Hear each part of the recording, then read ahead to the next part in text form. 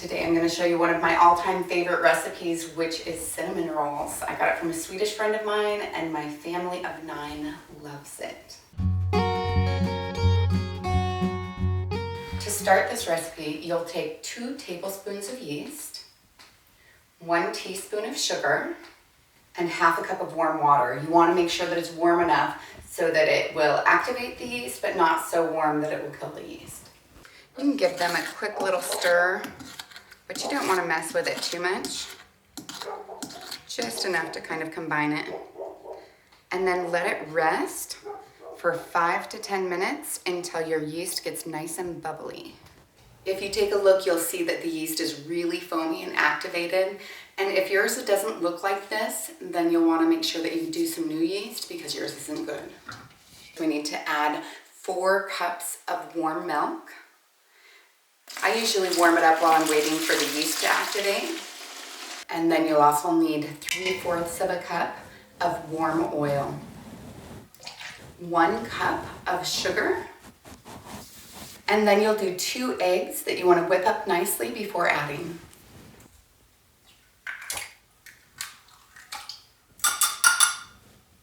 I just use a fork for that. Next, we will add 8 cups of flour. Yes, that's 8 cups. This makes a massive batch, which is actually a good thing because you can do so many things with it. In addition to the 8 cups of white flour, I also add 1 cup of gluten because that keeps the dough more elastic and allows it to fluff up a little bit better, especially since I'm going to add 2 cups of wheat flour.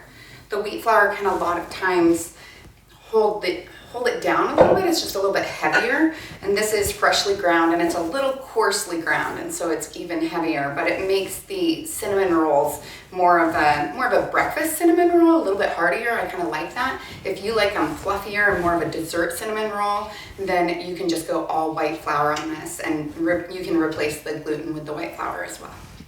Now we're going to go to the mixer with this.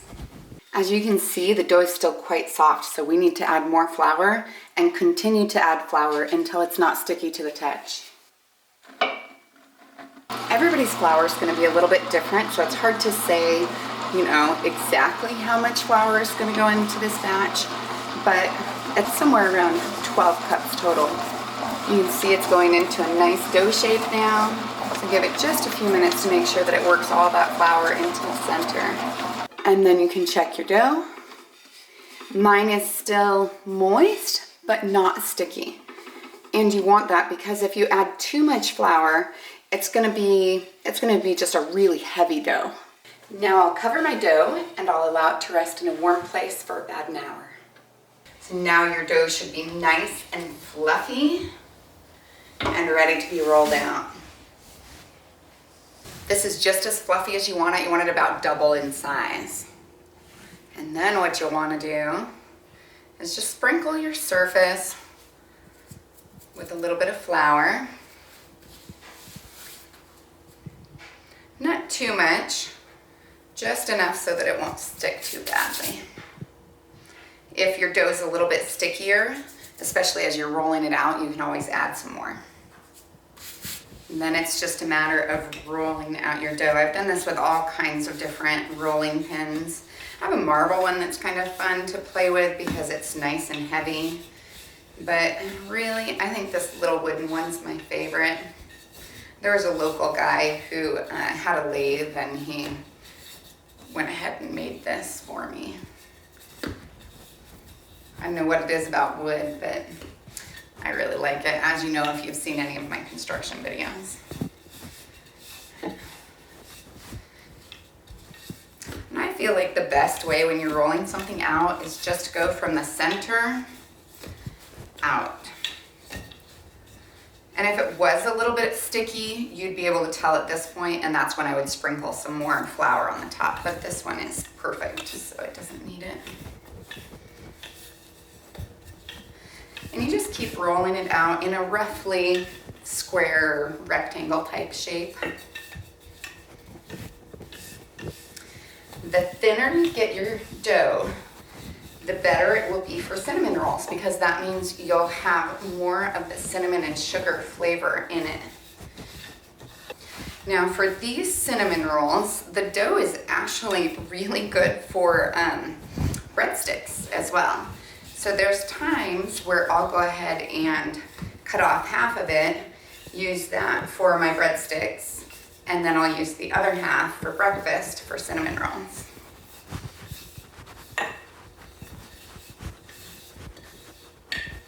Otherwise, you know, when you're dealing with such large batches, if you don't have a family as large as mine, one of the things you can do is you can freeze them. I just individually wrap them, and then I will put them in a gallon-sized freezer bag. And then you only have to microwave them for like a minute in order to have nice, hot cinnamon rolls in the morning. The kids really like it because it's so easy. Now that the dough is all rolled out, you take a whole stick or half a cup of melted butter, and I just kind of spread it over the whole thing as much as I can. And then I take my little silicone brush and I coat the entire surface. This is essentially your glue that holds your cinnamon and sugar on. In addition, it provides that good flavor and helps with the caramelization of the sugars, and really good. Then I don't even measure my brown sugar.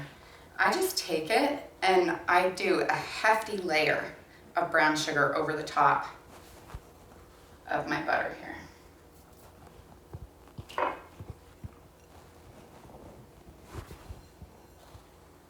The first time I saw my mother do this as an adult and realized just how much sugar was involved, I was kind of shocked, I have to admit.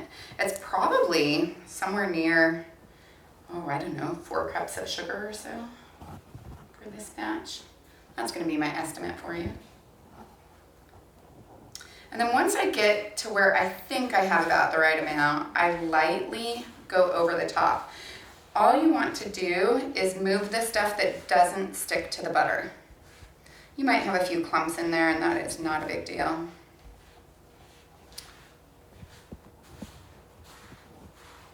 So just push it along, just kind of surfacely. Let the butter grab what it's going to grab. And then you can tell if you need to add any more.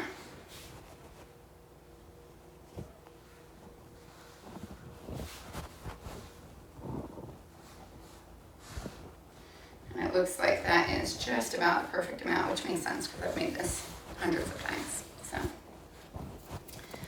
okay. Then your next step is to grab your cinnamon and sprinkle it. Some people feel like cinnamon's a little bit hot if you get it too much in one area, but you actually want to use a fair amount. I'm going to estimate somewhere around, I don't know, 1/4 of a cup or so. And I just sprinkle it with my hands. You want to get it everywhere because this is, of course, what gives you that flavor. And I love cinnamon. Now that you have your butter, your layer of sugar, your layer of cinnamon, you just want to gently go over it with your rolling pin to get it to stick together. This makes it so that when you're rolling it up, you're not going to lose half of that cinnamon and sugar that you put on there. You'll lose a little bit when you go to cut it, but not too badly. Now for this one, because I've made it pretty wide, I'm going to go ahead and cut straight down the center so that I divide it into my 2 batches. Now I have a granite countertop, so I don't have to worry as much about cutting it, but I still try to be really gentle. Then you want to start rolling it up into your cinnamon rolls.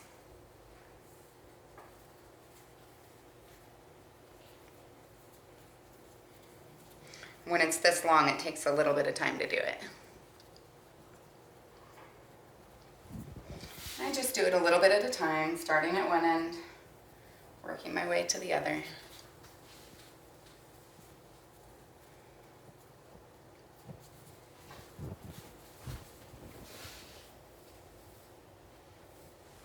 If you wanted really, really big cinnamon rolls, you could have left it just one piece, but they would be pretty massive.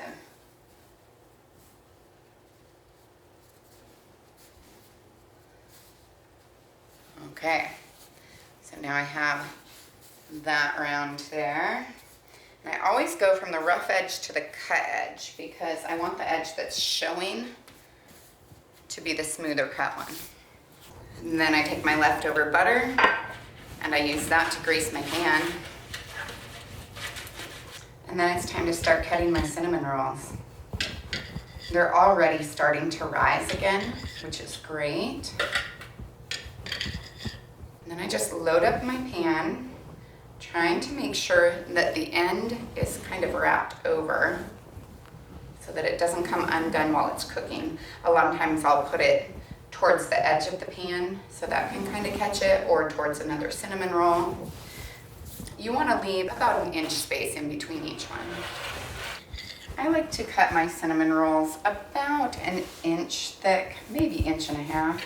The end cinnamon rolls never look quite as good, but I've found if you cook them anyways, somebody will eat them. And then take the cinnamon rolls, put them in a warm space to rise. Now that the cinnamon rolls have risen nicely, it's time to put them in the oven at 350 degrees for 20 to 25 minutes. The cinnamon rolls are all done. The other thing that I like to do with my cinnamon rolls is put a nice little vanilla glaze on it. So keep an eye out for that. It should be coming out in the next couple of days.